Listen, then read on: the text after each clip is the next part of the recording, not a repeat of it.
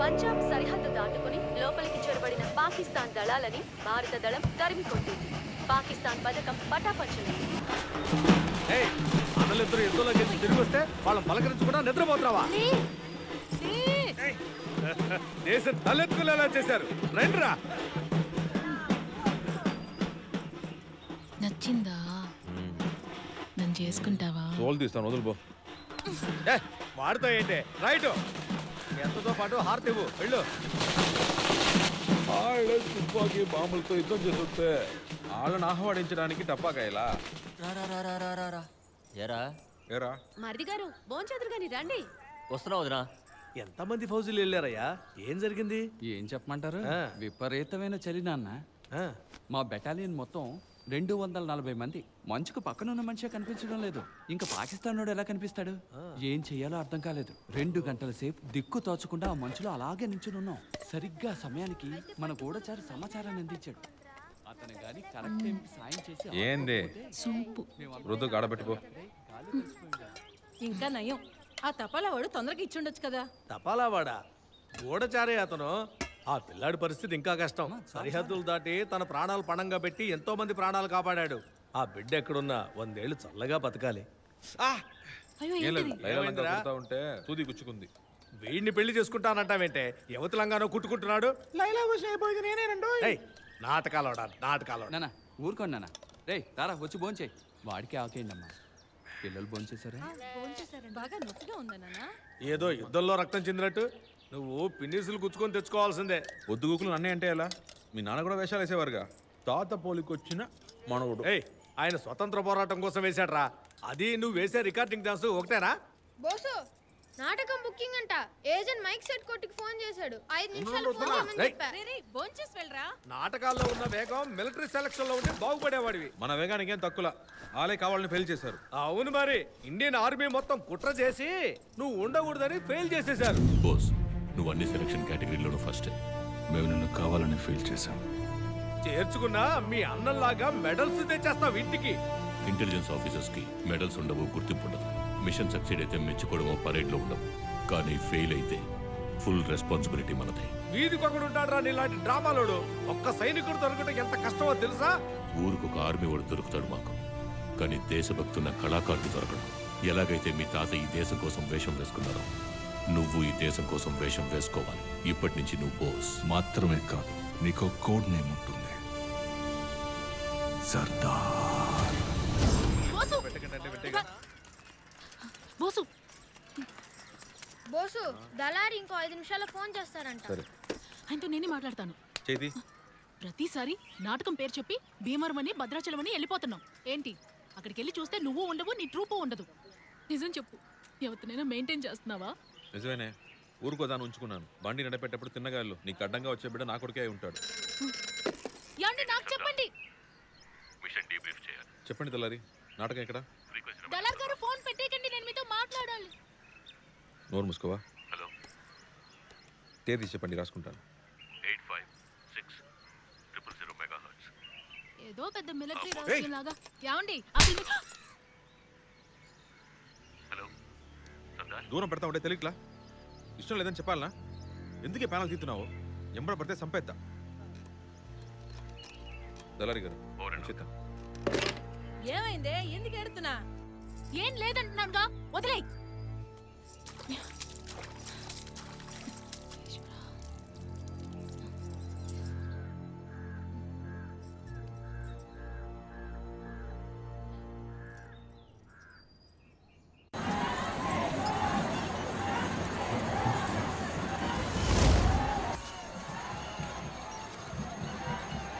ఏంటి సర్దార్, బలివడానికి వచ్చావా? దెబ్బతిన్న మేకపిల్ల ఇక్కడే మనుషులు వస్తే కూతెడుతుంది. పాకిస్తాన్ నీళ్ళలో విషయం కలిపిందో కనుక్కున్నారా? కనుక్కున్నాను సార్, కానీ దాంతోపాటు ఇంకో రహస్యం తెలుసుకున్నాను. నేను పని ముగించుకుని వచ్చేటప్పుడు జనరల్ యూసఫ్ బల్ల మీద డ్రాగన్ చిహ్నంతో ఒక ఫైల్ చూసా. అది తెరిచి చూసిన తర్వాతే అందులో ఉన్న చిక్ ఏంటో తెలిసింది. ఈ పథకాన్ని అమలు పరిచింది పాకిస్తాన్ అయితే పథకం వేసింది చైనా. ఆ చైనా వాళ్ళకి పాకిస్తాన్కి సంబంధించిన పత్రాల్లో లాఫింగ్ బుద్ధ అన్న పేరు రాసింది. Shadow operation. ఈ మిషన్ కి వెనకాల చైనా హస్తం ఉందని ఇంటెలిజెన్స్ రైజ్ చేశామంటే వెంటనే ఇన్వెస్టిగేషన్ మొదలెట్టొచ్చు. నో, మీ రిపోర్ట్లో చైనా గురించి ఏమీ రాయకండి. పాకిస్తానే అని రిపోర్ట్ చేయండి. సార్ అబద్ధం ఎందుకు చెప్పాలి? మనకి నిజం ఏంటో తెలుసు కదా. మీరు నిజాన్ని చాలా ఓవర్ ఎస్టిమేట్ చేస్తున్నారు సర్దార్. సత్యమేవ జయతే ఇస్ ద బిగ్గెస్ట్ లై దేర్ ఇస్. 1974లో తుర్క్మెనిస్తాన్ ఇండియా బార్డర్లో 3 టన్నుల ప్లూటోనియంతో ఒక రష్యన్ ట్రక్ తిరగబడిపోయింది. ప్లూటోనియమా? అది అనుభవం తయారు చేయడానికి వాడే ఖనిజమేగా. ఎస్, ఆ ట్రక్ని ఇండియా స్వాధీనం చేసుకున్నట్టు, ఆ ప్లూటోనియం ఇండియా దగ్గరే ఉన్నట్టు న్యూస్ స్ప్రెడ్ అయింది కదా. అది అబద్ధం. ఆ ట్రక్లో ఉన్నది ప్లూటోనియం కాదు, సోడియం. ఇండియా దగ్గర ప్లూటోనియం ఉందని నమ్మిన శత్రు దేశాలు అన్నీ 2 అడుగులు వెనక్కి వేశారు. That is the power of the లై. చైనా వాడు మన కళ్ళు పాకిస్తాన్ మీదే ఉన్నాయని నమ్మని చైనా కళ్ళు కప్పి ఇన్వెస్టిగేట్ చేద్దాం. ఎలా చేయాలి సార్? చైనీస్ కాక్రోచ్ బొద్దింక. ఇండియా నుంచి చైనాలో అడుగుపెట్టి మిలిటరీ ఇంటెలిజెన్స్ని తీసుకురాగలిగే వ్యక్తి అతనొక్కడే. చివరిగా అతన్ని అరుణాచల్ ప్రదేశ్లోని కాహోలో చూసినట్టు తెలిసింది. అతన్ని కలు. ఈ మిషన్కి లీడ్ నీకు అతని దగ్గర దొరుకుతుంది.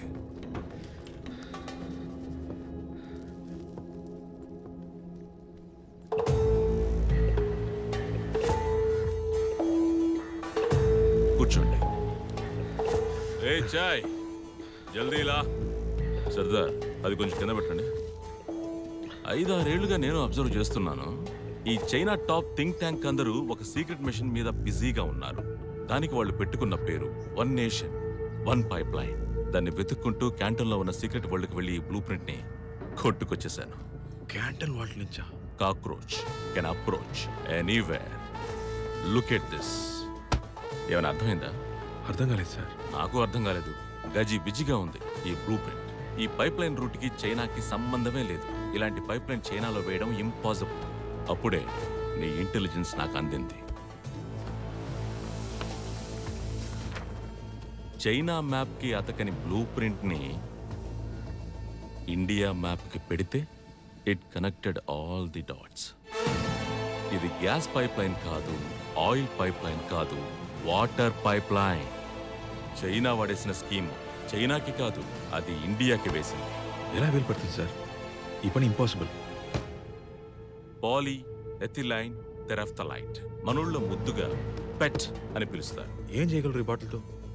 ఊళార్ లేక్లో పాకిస్తాన్ వాళ్ళు నీళ్లలో విషం కలపకుండా ఆపింది నువ్వే కదా? అవును సార్. నువ్వు అలా చేస్తావని చైనా వాడికి ఖచ్చితంగా తెలుసు. వాడి ఉద్దేశం నీళ్లలో విషం కలపడం కాదు, నీళ్లల్లో విషం కలుపుతున్నట్టు మనుషుల మనసుల్లో భయం పుట్టించడం. చుట్టూ ఉన్న 4000 గ్రామాలకు ఈ న్యూస్ చేరేలా చేశాడు. ఆ తర్వాత కూడా ఆ నీళ్లలో ఇంకెవడైనా చేయబడతాడా? భయంతో ఎవరు తాగరు. 2 ఏళ్ల క్రితం కలకట్టాలో ఈ ప్లాస్టిక్ బాటిల్స్ తయారు చేసే ఫ్యాక్టరీకి లైసెన్స్ ఇచ్చాడు. ఆ ఫ్యాక్టరీ ఎక్కడ పెడుతున్నారు? అదే ఊలార్ లేక్ లో. ఏ నీళ్లైతే అక్కడ వాళ్ళు వద్దన్నారో అవే నీళ్లని ఆ ప్లాస్టిక్ బాటిల్లోనే పోసి అక్కడున్న వాళ్ళకే అమ్ముతాడు. వాళ్ళు పిచ్చోళ్ళగా ఉంటారు. రాస్తుంది సార్, నీటి నమ్మడానికి వీల్లేదని. నిజాన్ని నమ్మకానికి పెట్టకూడదని కూడా రాస్తుంది. అలాగే జరుగుతోందా? ఇప్పుడు కూడా నీళ్ళు అమ్మట్లేదు. ఆ ప్లాస్టిక్ బాటిల్, ఆ క్యాప్, ఆ లేబుల్. బాటిల్ కి రేటు పెడుతున్నట్టు చూపిస్తూ నీటికి రేటు పెట్టాడు. చైనా వాళ్ళు మన దేశంలో ఈ పని ఎలా చేయగలరు? Water gives that super power. 3వ ప్రపంచ యుద్ధం నీటి కోసమే జరుగుతుందని బాగా తెలుసు. ప్రపంచంలో ఉన్న నీరంతా కంట్రోల్లో ఉండాలనే ఉద్దేశంతో దానికి ప్రయత్నం ఎప్పుడో మొదలు పెట్టాడు. ఇప్పుడు వాడి గురి ఇండియా వైపు తిరిగింది. ఇన్ని రోజులు న్యాచురల్ రిసోర్స్ గా ఉన్న వాటర్ ని ప్రోడక్ట్ గా మార్చేశాడు.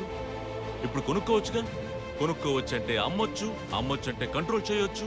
మెల్లిమెల్లిగా డబ్బులిస్తేనే నీళ్లు అనే అలవాటుని కొత్తగా పరిచయం చేస్తున్నాడు. ఈ రోజు బాటిల్తో మొదలైన ఈ పథకం 50 ఏళ్ల తర్వాత పైప్ లైన్ గా మారుతుంది. దాంతోనే వాడు ఇండియాలో ఉన్న వాటర్ అంతా కంట్రోల్ చేస్తాడు. సార్, చైనా వాళ్ళు ఈ పని ఇండియాలో చేయడం కుదరదుగా. ఇండియాలో హైయెస్ట్ అఫీషియల్ సర్కిల్లో ఒక టాప్ అఫీషియల్ చైనా వాడికి చాలా రోజులుగా పనిచేస్తున్నాడు. వాడికి ఒక పేరు పెట్టారు చూడు, లాఫింగ్ బుద్ధ. బెంగాల్. ఆ లాఫింగ్ బుద్ధ ఎవరో నువ్వు కనిపెట్టాలి. వాణ్ణి పట్టుకుంటేనే మనం చైనాని స్టాప్ చేయగలం.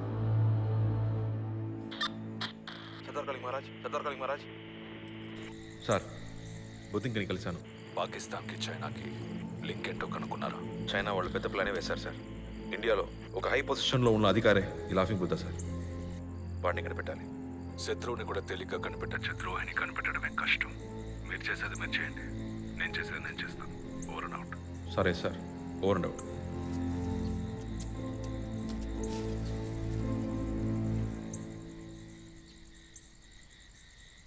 తీవ్రవాదివి కదా నువ్వు. కనిపెట్టేసావా? ఎప్పటికోపో. నాకు మొత్తం అర్థమైపోయింది. మీ నాన్న మీద పగ పెంచుకునే కదా నువ్వు ఇట్లాంటి పనులు చేయడం మొదలెట్టావు. తింగరదానా, నోరు మూసుకుని పో. ఆయనకి పాపం ఎంత పిచ్చి దేశం అంటే ఆయనకి తెలిస్తే నేను చంపేస్తారు. నేను ఏయ్! ఇప్పుడే చెప్తాను. నోరు ముదిపావంటే ఏం పీక్తావు? ఊళ్ళో అందరికీ చెప్తాను. స్టేజ్ మీద ఎక్కి చెప్తా. చెప్తే అర్థం కదా, పీక నొక్కి చంపేస్తాను నేను. చంపురా, చంపు. మరి ఇంకా ఎందుకు ఆగుతున్నావు? నన్ను చంపే, చంపమంటున్నారుగా. చంపేరా, చంపు. నేనే ఏదో పని చేయట్లేదు. నేను నా దేశం కోసమే పనిచేస్తున్నాను. ఇంతకు మించి ఏం చెప్పలేను. ఊరకెక్కి ఎలా నమ్మమంటావు? నేను చెప్తే నమ్మవా నువ్వు? నేనెందుకు నమ్మాలి? నీకు నాకు ఏంటి? నువ్వు నా మొగుడువా? నన్ను చేసుకోబోయేవాడివా? ఏదన్నా అదే అంటావు. ఇంతకే నీకేదైనా పెద్ద విషయం కావచ్చు, నాకు ఇదే పెద్ద విషయం. మనిద్దరు చిన్నప్పుడే నువ్వు నాకు నేను నీకు అని ఈ ఊరంతా అనుకుంది. నువ్వు అలాగే ఉండేవాడివిగా. ఎందుకో 3 ఏళ్ల ముందు నుంచి మనిషివే మారిపోయావు. ఎగిరి పడుతున్నావు, దూరం దూరం పెడుతున్నావు. నా దగ్గర అబద్ధాలు చెప్తున్నావు, నీ దగ్గర మోసపోతున్నాను. నిజమే చెప్తున్నాను. నాకదొద్దు. నీకు నేనంటే ఇష్టమా, ఇష్టం లేదా అది చెప్పు చాలు. ఇష్టమే, కానీ పెళ్లి చేసుకోను. ఏ?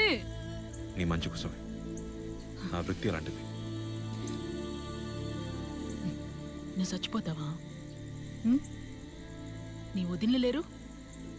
నీ అన్నలు పోయినా సరే తిరిగొస్తారని నమ్మి వాళ్ళు బతకట్లా?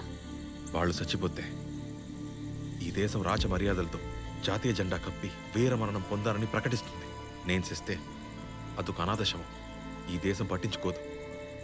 అర్థమైందా?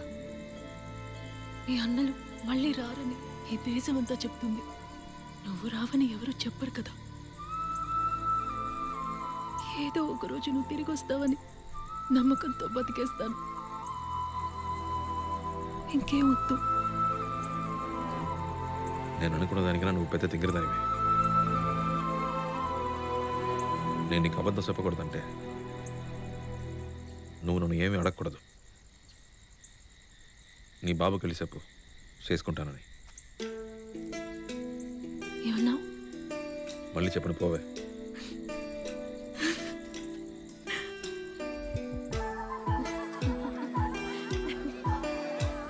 ఇప్పటికీ చెప్తున్నా, వీడొద్దు, ఇట్టించిటే పారిపో.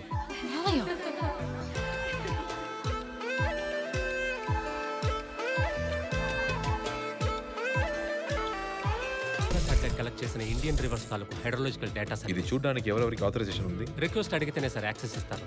హై లెవెల్ క్లియరెన్స్ డిఫెన్స్ డిపార్ట్మెంట్కి మాత్రం. Lieutenant, I'll see you down in a while. Okay sir.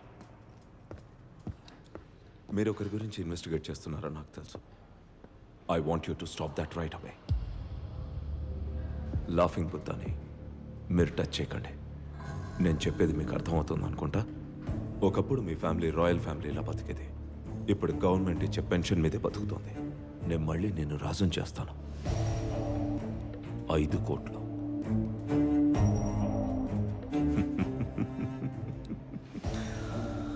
నువ్వు ఆలోచిస్తుంటే నాకు అర్థమవుతుంది Maharaj. I think you'll make the right decision.